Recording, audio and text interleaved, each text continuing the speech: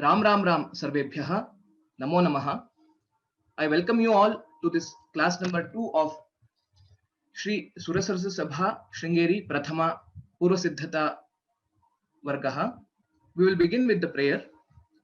Gurureva gatir gurumeva bhaje gurunaiva sahasmi namo gurave na guroh paramam shishurasmi guroho matirasti gurau mama pahi guro.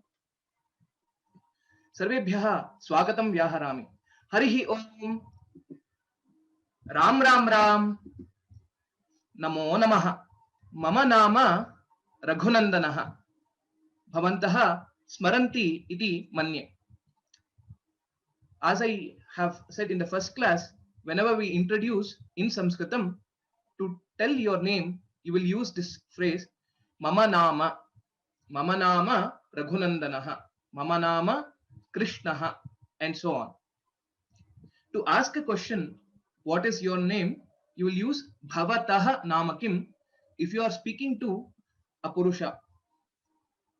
But if you are asking this question to a Mahila or a woman, then you will ask Bhavatyaha Namakim.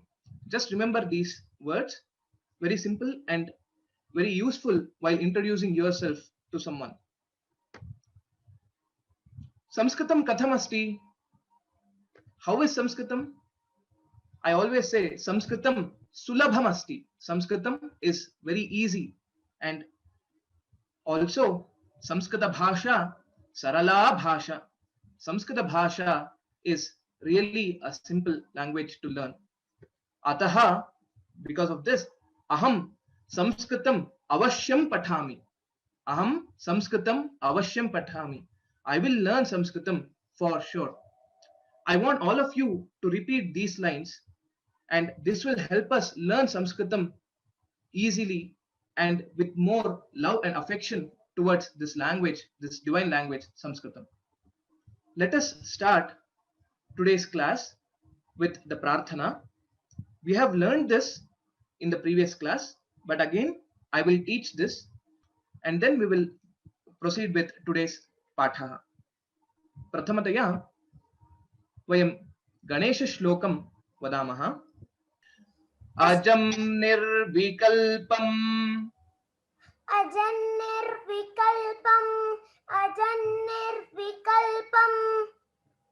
निराकारमेकं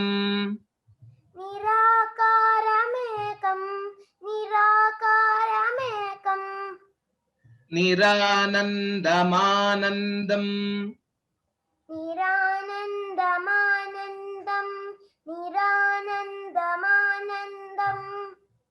अद्वैतपूर्णम्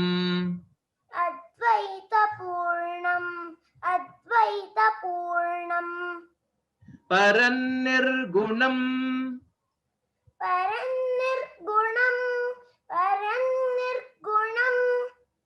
निर्विशेषन्निरीहम्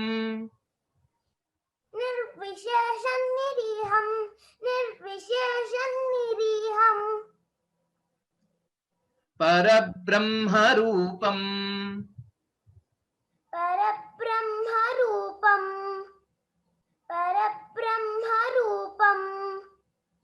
गणेशं भजेम.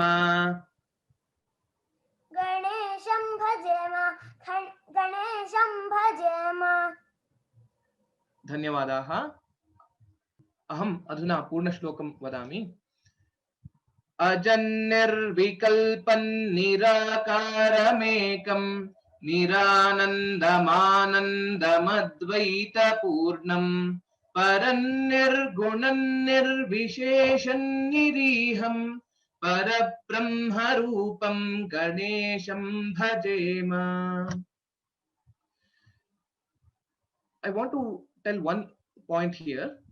Though it is ajam nirvikalpam nirakaramekam, when we say together, due to the grammatical rules of sandhi, this sound here will become ajan nirvikalpam. Though it is ajam nirvikalpam, these two are different words.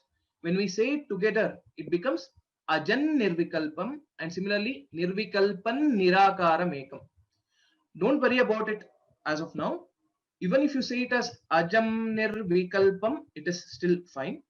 But if you can follow me exactly, then it will become ajan nirvikalpan nirakaram ekam, and so on.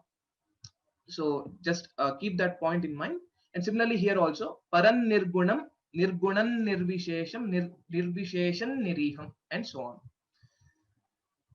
We'll go to the next shloka. Sharadamba shlokam prati gacchamaha. Mala sudha kumbha, माला सुधा कुंभ, माला सुधा कुंभ, vibodha mudra, Vibodh मुद्रा, विबोध मुद्रा, vidya virajat, विद्या विराजत, विद्या विराजत, karavari jatam, करवारि जातां, करवारि जातां, apara karunya, अपार कारुण्य, अपार कारुण्य, sudhamburashim, सुधाम्बुराशिं, सुधाम्बुराशिं, Shri शारदाम्बां, Shri शारदाम्बां, Shri शारदाम्बां, प्रणतोऽस्मि नित्यम्, प्रणतोऽस्मि नित्यं, प्रणतोऽस्मि नित्यं. धन्यवादाः. माला सुधा कुम्भ विबोध मुद्रा विद्या विराजत् करवारि जाताम् अपार कारुण्य सुधाम्बुराशिं श्री शारदाम्बां प्रणतोऽस्मि नित्यम्. अग्रे श्री कृष्ण श्लोकं प्रति गच्छामः. वसुदेवसुतं देवं, वसुदेवसुतं देवं, वसुदेवसुतं देवं, कंसचाणूरमर्दनं, कंसचाणूरमर्दनं, कंसचाणूरमर्दनं, देवकी परमानन्दं, देवकी परमानन्दं, देवकी परमानन्दं, कृष्णं वन्दे जगद्गुरुं, कृष्णं वन्दे जगद्गुरुं, कृष्णं वन्दे जगद्गुरुम्. उत्तमम्. वसुदेवसुतं देवं कंसचाणूरमर्दनं देवकी परमानन्दं कृष्णं वन्दे जगद्गुरुम्. So the pronunciation of Krishnam, some people say it as Krishnam and so on, but the right pronunciation is Krishnam. Krishnam Vande Jagadguru. Agrima shlokam prati gacchamaha. Namostute, Namostute, Namostute, Vyasa Vishala Buddhe, Vyasa Vishala Buddhe, Vyasa Vishala Buddhe, Pullara Vindayata, Pullara Vindayata, Pullara Vindayata, Patranetra, Patranetra, Patranetra, Yena Tvaya, Yena Tvaya, Yena Tvaya, Bharata Taila Purnaha, Bharata Taila Punaha, Bharata Taila Punaha, Prajvalitaha, Prajvalitaha, Prajvalitaha, Jnanamayah Pradipaha, Jnanamayah Pradipaha, Jnanamayah Pradipaha. धन्यवादाः. नमोऽस्तु ते व्यास विशाल बुद्धे फुल्लारविन्दायत पत्रनेत्र येन त्वया Bharata तैलपूर्णः प्रज्वालितो ज्ञानमयः प्रदीपः. Here again, when I am splitting, I am telling it as prajwalitaha, and when we join, it becomes prajwalito jnanamayah pradeepaha. Just note these points. So when I split it and say, when I say it as prajwalitaha, don't think there is a printing mistake or anything in the slide. When we split, it becomes prajwalitaha, and later when we join, it becomes prajwalito jnanamayah. And one more important point to note, Jnanamayah Pradipaha. When these two are told together, Jnanamayah Pradipaha. That is the sound of English alphabet F. That is what it should be heard like Jnanamayah Pradipaha. Agre gachamaha. Shankaracharya shlokam prati gachamaha. Shankarupena machittam.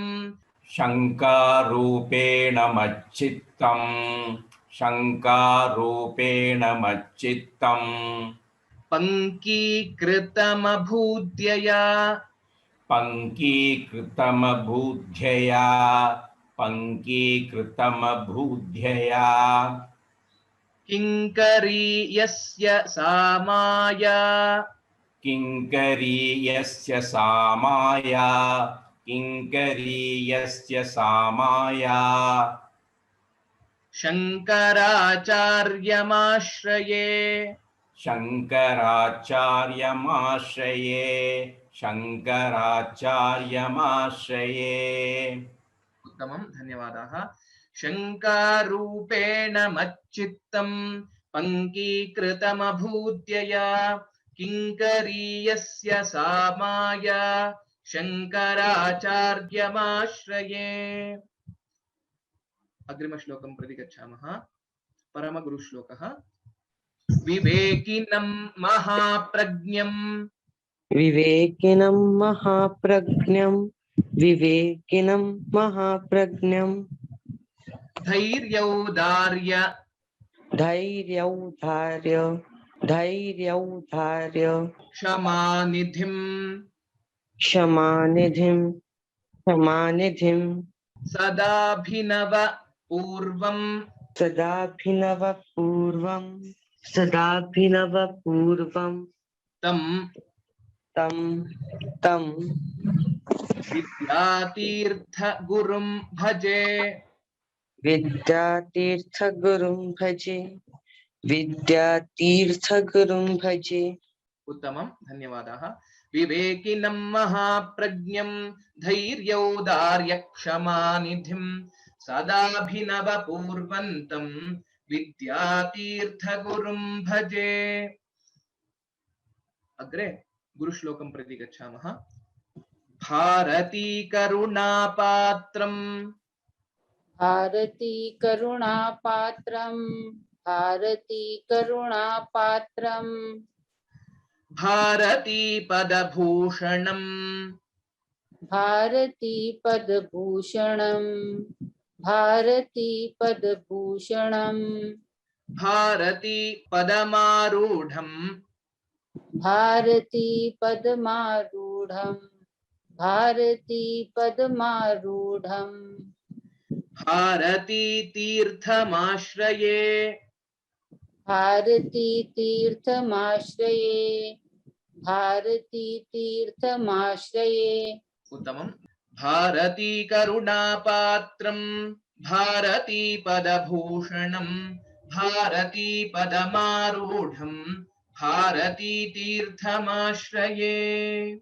We will have to memorize all these 7 shlokas, and I request all of you to listen to this and practice this every day so that you will be able to remember, and chanting these also will give us the jnana, will give us the shraddha and bhakti to learn Sanskritam, and their grace, our Guru's grace, is what we want, and because of which we will be able to succeed in our learning path. Ataha, I request all of you to practice these shlokas every day.